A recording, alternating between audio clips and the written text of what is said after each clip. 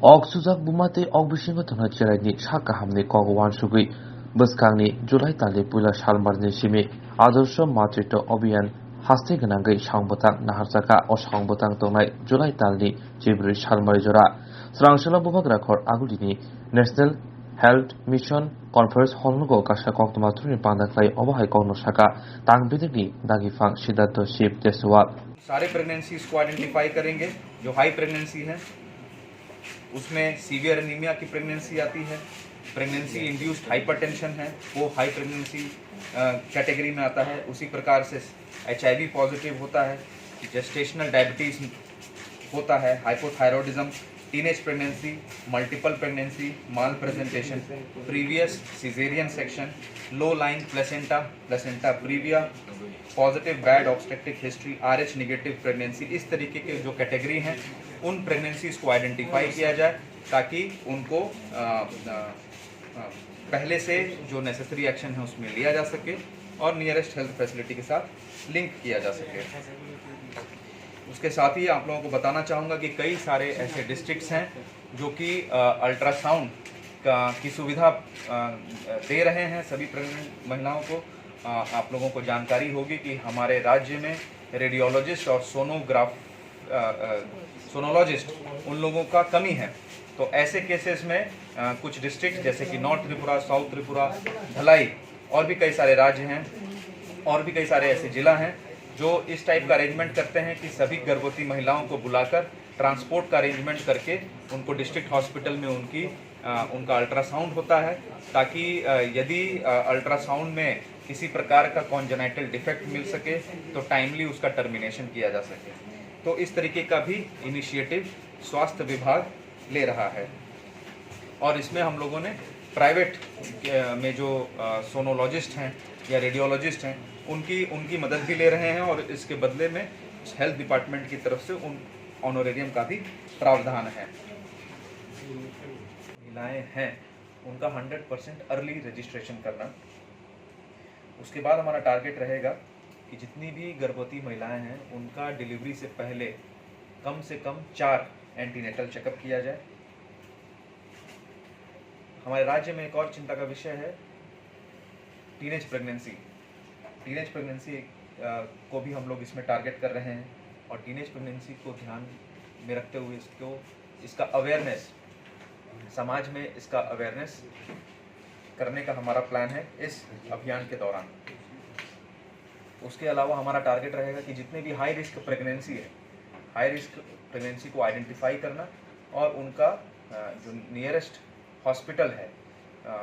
यदि ज़्यादा high risk है तो उसमें उसी के हिसाब से सुविधा देनी होगी। डिस्ट्रिक्ट हॉस्पिटल में डिलीवरी कराना होगा और उससे भी ज़्यादा हाई रिस्क है तो उसका स्टेट हॉस्पिटल में डिलीवरी कराना होगा। तो ये ज़रूरी है कि ऐसे हाई रिस्क प्रेगनेंसी को आइडेंटिफाई किया जाए और एप्रोप्रिएट लेवल के हॉस्पिटल के साथ उनको लिंक किया जाए ताकि डिलीवरी के दौरान वो सारी सुविधा उपलब्ध हों जिसकी उनकी ज़रूरत पड़ सकती है। उसके बाद हमारा टारगेट रहेगा कि सभी गर्भवती महिलाओं को कैल्शियम और आयरन फोलिक एसिड का टैबलेट दिया जाए ताकि प्रेगनेंसी के दौरान जो विटामिन और कैल्शियम का जो ज़्यादा ज़रूरत होता है उसको पूरा किया जा सके। उसके अलावा जैसे कि मैंने पहले बताया 100% इंस्टीट्यूशनल डिलीवरी, अभी भी जो गैप है हमारे यहाँ, हम लोगों ने उन सब सेंटर, उन इलाकों को चिन्हित किया है जहाँ पर होम डिलीवरी होती है। उन एरिया को टारगेट करते हुए 100% इंस्टीट्यूशनल डिलीवरी का हमारा प्लान रहेगा। उसके बाद हमारा टारगेट रहेगा कि जितने भी इंस्टीट्यूशनल डिलीवरी होती हैं, खासकर जो प्राइमी ग्रेविडा, जो पहली बार माँ बन रही हैं महिलाएं, उनमें PPIUCD मतलब पोस्टपार्टम IUCD का इंसर्शन किया जाए ताकि 2 बच्चों के बीच में कम से कम 2 साल का गैप रहे। अगर ऐसा नहीं होता है तो महिला में जो है कुपोषण का शिकार हो सकती है महिला और उसके साथ साथ महिला के साथ साथ महीने का जो बच्चा होता है उसमें भी कुपोषण के लक्षण देखने को मिल सकते हैं। कम 2 साल का गैप रहे तो इसमें PPIUCD का प्रावधान है, वो हम लोग टारगेट करेंगे कि जितने भी प्राइमरी इंस्टीट्यूशनल डिलीवरी हो रही है उनमें PPIUCD डाला जाए और साथ ही साथ में इस चीज़ को लेकर सचेतना लोगों में दिया जाए कि PPIUCD जो है बहुत ही इम्पॉर्टेंट है। उसके बाद जो MCP कार्ड्स होते हैं जिसको मदर एंड चाइल्ड कार्ड कहते हैं, RCH रजिस्टर होता है, और जो हमारा जितना भी डाटा है उसको हम लोग इसमें और सुदृढ़ करेंगे और स्ट्रेंथन करेंगे। उसके बाद हमारा टारगेट रहेगा कि किसी अनफॉर्चुनेट केसेस में मदर का डेथ हो जाता है, उन सारे मदर के जो डेथ्स हो जाते हैं उन सभी केसेस को इन्वेस्टिगेट करके maternal death review, district level पे मैटरनल डेथ रिव्यू किया जाए, ताकि हमें जानकारी मिल सके कि किस कारण से मदर का डेथ हुआ है और उसमें हम लोग करेक्टिव एक्शन ले सकें। जैसा कि मैंने पहले बताया, 15 दिन का कैंपेन रहेगा। पहले 5 दिन हाउस टू हाउस विजिट होगा और उसके बाद अगले 10 दिन फैसिलिटी पे ये सारे कैंपेन की एक्टिविटी होगी। हाउस टू हाउस विजिट के दौरान आशा महिलाएं आंगनवाड़ी महिलाओं के साथ प्रत्येक घर में जाएंगी और वहाँ पे लाइन लिस्टिंग करेंगी। यदि उनमें कोई एलिजिबल कपल मिलता है या फिर कोई प्रेग्नेंट महिला मिलती है तो उनको फैसिलिटेट किया जाएगा अर्ली रजिस्ट्रेशन के लिए, ANC चेकअप के लिए, और नियरेस्ट सब सेंटर या PSC में जाके उनका टेस्ट कराने के लिए, गर्भवती महिलाओं के लिए जो भी टेस्टिंग की ज़रूरत होती है वो मैं आगे बताऊंगा, उनको फैसिलिटेट किया जाएगा। यदि उनमें से कोई एलिजिबल कपल मिलता है तो एलिजिबल कपल को भी अवेयरनेस दिया जाएगा और टीनेज प्रेगनेंसी के बारे में उनको जानकारी दी जाएगी, और उनको भी हमारे जो स्वास्थ्य विभाग का जो चेन है, sub centre, PSC, CSC, sub divisional hospital, district hospital, उनके साथ लिंक किया जाए ताकि जो हेल्थ सीकिंग बिहेवियर है उसको हम लोग बढ़ावा दिया जा सके। साथ ही साथ में जहाँ पर भी संदेह है प्रेगनेंसी का, हमारी सभी आशा महिलाओं के पास UPT होता है, UPT टेस्ट होता है जिसको यूरिन प्रेगनेंसी टेस्ट बोलते हैं। उनका on the spot urine pregnancy test किया जाएगा और यदि वो महिला प्रेग्नेंट पाई जाती है तो उसका हम लोग रजिस्ट्रेशन करेंगे। इसके साथ ही साथ में वैक्सीनेशन, गर्भवती महिलाओं में टिटनस का जो वैक्सीन है बहुत ही ज़्यादा ज़रूरी है और इसमें हम लोगों का परफॉर्मेंस थोड़ा सा कम है, तो इसको लेकर भी हम लोग अवेयरनेस करेंगे। और साथ ही साथ में गर्भ के समय, प्रेगनेंसी के समय बढ़िया न्यूट्रिशन को लेकर, अच्छे न्यूट्रिशन को लेकर, एक बैलेंस डाइट को लेकर हम लोग अवेयरनेस करेंगे हाउस टू हाउस विजिट के द्वारा।